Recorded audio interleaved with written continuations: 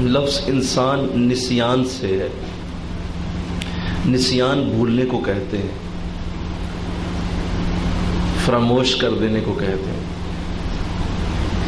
تو جو ہے ہی انسان، اس سے بھول ہوگی، ضرور ہوگی، ہونی چاہیے. اور جس انسان سے کوئی گناہ نہیں ہوتا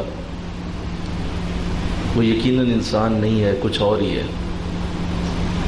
تو گناہوں کے لیے، گناہوں کے معاملات کے لیے اللہ نے پھر قرآن میں جو صورت اور قرآن کی الفاظ میں جو خوبصورت انداز اختیار کیا ہے، اس کا ایک زاویہ میں آج آپ کے سامنے رکھوں گا. اللہ نے قرآن میں ارشاد فرمایا، یا ایھا الذین آمنوا، اے ایمان والو، توبو، توبہ کرو، الی اللہ، اللہ کی طرف، توبۃ نصوحا، ایسی توبہ جو نہ ٹوٹنے والی ہو. تو توبہ کا معاملہ جو ہے، جیسے میں نے ابھی عرض کر دیا کہ یہ لازم ہے، اور کوئی کسی بھی حالت میں توبہ سے مبرہ نہیں ہو سکتا. برے لوگ برائیوں سے توبہ کرتے ہیں اور اچھے لوگ اچھائیوں سے توبہ کرتے ہیں. برائیوں سے توبہ کرنے کا مطلب یہ ہے کہ کبھی برائی نہیں کریں گے، اور اچھائیوں سے توبہ کرنے کا مطلب یہ ہے مولا چھوٹی اچھائی تھی، اس سے بڑی کرنی چاہیے تھی. تو ہر حالت میں توبہ ضروری ہے، چاہے کوئی نیک ہے چاہے کوئی بد ہے. تو یہ نہیں کہ توبہ صرف گناہ گار پہ ہے، توبہ جو ہے وہ نیکوکار پہ بھی ہے.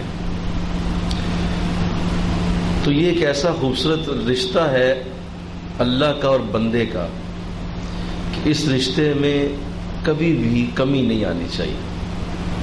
اس رشتے میں کبھی بھی جو ہے وہ سستی نہ آئے، اس رشتے میں کبھی بھی دراڑ نہ آئے. یہ ہوتا رہے، یہ چلتا رہے.